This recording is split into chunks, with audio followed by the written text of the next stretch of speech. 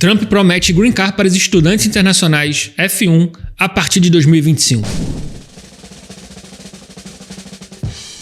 Olá pessoal, sejam todos bem-vindos a mais um episódio do Papo Imigratório, comigo Bruno Lócio e com meu sócio Henrique Scliar. O Papo Imigratório é uma apresentação da Premium Global Mobility Partner, o caminho mais curto entre você e o mundo. O objetivo desse canal é humanizar o pleito migratório, mostrar os bastidores, o caso real, o dia a dia de um escritório de imigração. O tema de hoje é: Trump promete Green Card para estudantes internacionais a partir de 2025. Excelente. O objetivo dessa proposta é reter talentos nos Estados Unidos. Se você se interessa pelo tema migratório, se você se interessa por um Green Card, se você sonhou em morar nos Estados Unidos com a sua família, trabalhar e viver de forma legal nesse país, segue a gente, compartilha esse conteúdo com outras pessoas, curte o nosso canal e ativa o sininho. Ativa o sininho. Muito bom. Pode dar um like, pode dar um dislike, não tem problema nenhum. Sem dislikes. Vamos começar só pelos likes. Sou Henrique Scliar, sócio da Premium, especialista em direito tributário no Brasil, mestre em direito internacional aqui nos Estados Unidos e advogado habilitado no Brasil. Meu nome é Bruno Lócio, eu sou coordenador de estudos de direito internacional do Instituto Nemesis, sou sócio fundador junto com o Henrique Scliar da Premium. A Premium é um escritório de mobilidade global que tem advogados espalhados pelo mundo, Portugal, Brasil, Estados Unidos e o Reino Unido, e o objetivo dessa empresa é movimentar as pessoas pelo mundo e oferecer para elas toda a assessoria necessária para um pleito imigratório para qualquer um desses países. Bruno, fiquei sabendo que o candidato a presidente Donald Trump prometeu Green Card para os estudantes internacionais. Você viu a notícia? O que você acha? Eu vi a notícia, uma notícia sendo muito discutida, e eu posso dizer uma coisa, para mim é uma decisão super acertada, mas me parece, por enquanto, promessa de campanha, né, Henrique? É algo complexo que a gente tem que ver até como seria desenhado isso, como sairia do papel, mas é uma dor importante dos Estados Unidos, que é a retenção de talentos, né? Hoje, no mundo globalizado, a gente tem diversos profissionais de altíssimo nível que vêm para os Estados Unidos, estudam, aprendem, se qualificam e retornam para o seu país de origem, e a intenção é reter isso. Exatamente. Mas agora, fazendo aqui o advogado do diabo, as pessoas, quem critica essa proposta, critica no sentido de, olha, você vai enfraquecer o mercado e principalmente os americanos, porque os americanos não são muito adeptos ou não precisam tanto assim da graduação como objetivo principal. Tem muita facilidade para entrar no mercado de trabalho. Então, os críticos a essa proposta é o seguinte: a gente vai ter cada vez menos americanos natos nesse grau de especialização ou de conhecimento, concorrendo com estrangeiros que vão passar a ter igualdade ou superioridade no mercado. O contraponto a isso é que existe uma deficiência muito grande de mão de obra qualificada aqui nos Estados Unidos, e se você andar nas grandes universidades, nos cursos mais complexos de mestrado, doutorado, você vai perceber que talvez 90% dos alunos sejam estudantes internacionais. Então, assim, não tem muito por onde fugir, né? Você tem basicamente duas opções: reter essas pessoas e usarem esse talento a seu favor, ou deixar esse profissional. Hoje em dia estão recebendo propostas da China, da Índia, países crescendo na Europa e por aí vai. Vem pra cá, se qualificam nas melhores universidades do mundo, como Harvard, por exemplo, que todo mundo conhece, mas tem várias outras, e saem do país. Ou seja, vem pra cá, claro que pagam caro, muito mais do que quem tem Green Card, quem tem cidadania, mas se qualificam e saem porque o mercado de trabalho ou porque os Estados Unidos não absorvem ou não garantiriam a eles a possibilidade de um visto imigratório para permanecerem no país, né?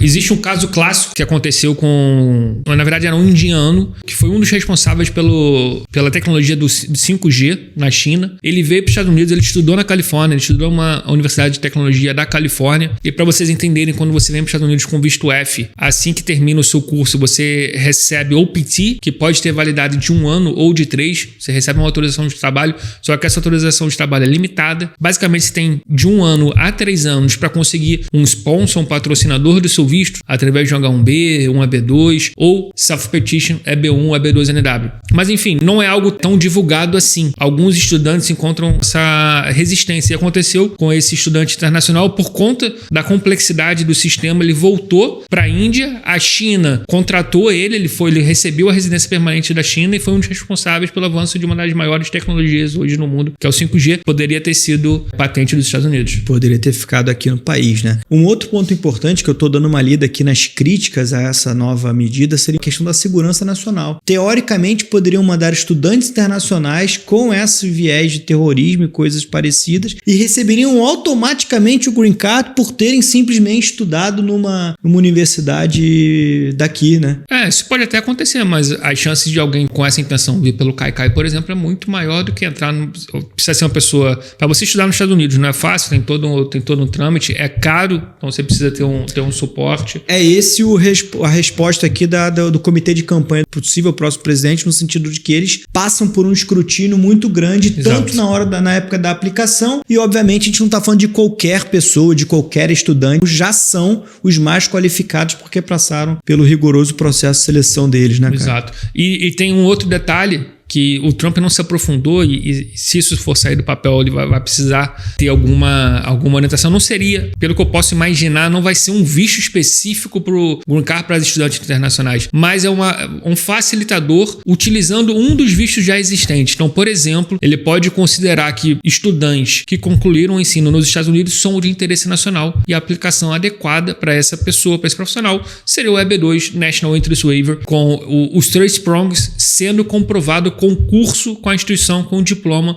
e com o histórico escolar desse peticionário. Eu acho que seria muito mais nesse sentido do que criar um tipo de visto novo que precisa ter o apoio legislativo, algo bem mais complexo. Eu concordo plenamente com você. E aí um pouco disso também é uma mudança de postura, porque no primeiro mandato, eu tenho até um dado que diz que no primeiro mandato do presidente Trump, ele adotou uma postura rígida em relação à imigração, incluindo a proibição de viagens de países de maioria muçulmana e restrição ao visto H-1B. Então ele mudou, né? Você já tá com isso na cabeça. Ele mudou um pouco a postura, porque teoricamente o H-1B já é um profissional qualificado, já é alguém de outro nível, então ele tá derrubando essas restrições e tá, de certa forma, dando uma resposta para aquele público que ele perdeu há 8 anos atrás, né? Exato. Que não adianta ele ter um discurso nacionalista de valorização da mão de obra norte-americana, do talento norte-americano, que a gente sabe, e ele também sabe, que os Estados Unidos é o que é por conta dos imigrantes, né? A força dos imigrantes, de quem chega. Ele sendo um empresário, empreendedor, investidor. Esse discurso dele foi numa reunião com investidores do Vale do Silício. Acho que talvez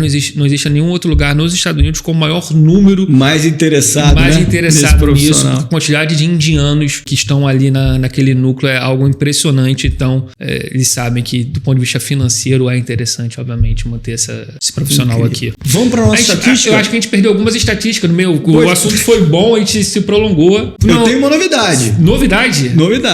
A cada vídeo nosso vai ter uma estatística nova, gente. Mas a minha é que 50% das pessoas que assistem os vídeos no YouTube, qualquer vídeo, não é só o nosso, não. Isso não é culpa nossa. Isso qualquer um, cara. É generalizado. Que coisa. Acabam não curtindo, não comentam e não se inscrevem no canal. Então, se você quiser nos ajudar a aumentar o nosso alcance, não deixe de curtir, comentar, se inscreva e ative o sininho para receber em primeira mão os nossos próximos vídeos. Isso aí nos dá um trabalho danado, né? Mas é bem legal. Mas é prazeroso, é muito legal. É o que eu falei lá no início, é verdade, de mostrar aqui os bastidores, a gente tá aqui batendo papo. Isso aí, a ideia não é ser técnico, a ideia não é convencer ninguém de que a gente é melhor do que todo mundo, muito pelo contrário. A ideia é que é bater papo, descontraído, a gente tá falando sobre outros temas e trazer a imigração também pro dia a dia. Mas a minha estatística nova é a seguinte: 95% das pessoas que têm grau avançado acadêmico e que fazem reunião com a gente são aprovados na B2NW. Então eu fiz um levantamento recente na semana passada para essa, no sentido de que quem tem grau avançado acadêmico e que fez entrevista com a gente e fechou o caso, 95% dessas pessoas foram aprovadas sem o refile. Eu acho que você já sabia, porque você trabalha nisso. Porque eu achei que você fosse falar outra estatística. Mas eu tenho uma outra estatística que eu vou falar também. Eu tenho 2 estatísticas. A minha segunda estatística é a seguinte: 87% das pessoas que nos procuram, essa você já conhecia. Essa eu conhecia. São elegíveis para o Green Card e não conheciam, não sabiam disso. Elas vieram pra gente como se não fossem elegíveis, achando que não eram elegíveis, mas são elegíveis e muitas delas já têm até o Green Card na mão. Eu levantei gente lá de trás. Então você que foi aprovado com a gente, um dia você vai vir pra cá contar o que aconteceu no dia da nossa entrevista. Exatamente. E se você está assistindo o nosso vídeo porque você tem interesse em morar nos Estados Unidos, a gente deixou um link especial para entrar em contato com o nosso time comercial, a gente conversar com você, passa por uma seleção. Nosso time jurídico faz uma análise técnica sobre o seu currículo, vamos conversar, fazer uma imersão no seu histórico profissional e talvez você esteja nesses 87% que o Bruno comentou, elegível e não sabe, e eu espero que você não esteja no lado dos 50% que assistiu o vídeo e não comentou. Então, Tem um vídeo ali em cima da cabeça do Bruno também sobre o debate que a gente fez recentemente, Joe Biden e Donald Trump. Isso aí, muito legal. Voltando agora pro lado da imigração, eu queria falar um pouco sobre possibilidade desses estudantes. Você falou muito do EB2, como se ele fosse talvez a única opção para essas pessoas que estudaram aqui, porque de certa forma estaria o interesse nacional vinculado a esse estudo aqui. Mas fala um pouco da possibilidade desse estudante internacional que tem uma carreira acadêmica migrar para o EB1, que é um erro muito comum, né? A gente tem cada dia, vou só fazer essa introduçãozinha, mas a gente tem cada dia mais recebido pessoas no escritório que tiveram reuniões com outros escritórios e que só falaram de EB2NW, sendo que a EB2NW não está corrente, tem um grau de subjetividade muito alto, teoricamente deveria ser aplicado para pessoas que têm o perfil para aquele tipo de visto e não para todo mundo, né, meu caro? Conta um pouco do que essa medida e do que Trump pretende com a captação desses profissionais qualificados e um paralelo com a EB1 ao invés da EB2NW. Fiz confusão? Não, mas tá tudo tranquilo.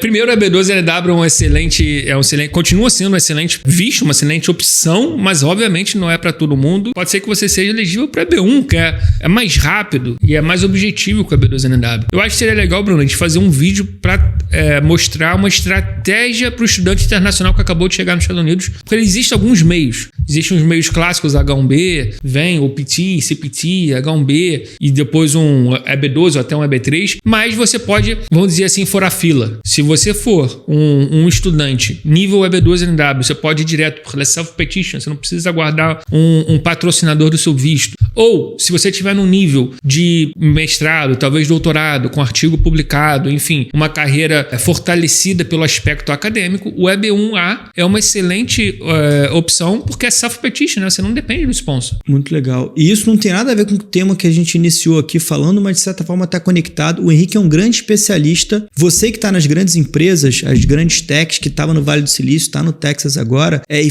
sofreu com layoff, que está com aquele prazo de 60 dias para até sair do país ou decidir a sua vida, procura a Premium, a gente pode conversar com você. O Henrique domina esse tema, está muito acostumado com isso, então é mais uma oportunidade de você permanecer em solo americano com tudo que você já construiu através do EB2NW, como a gente tem mencionado, ou através do próprio EB1, como o Henrique falou agora, né? Exato, perfeito. Vamos para as considerações finais? Vamos para as considerações finais.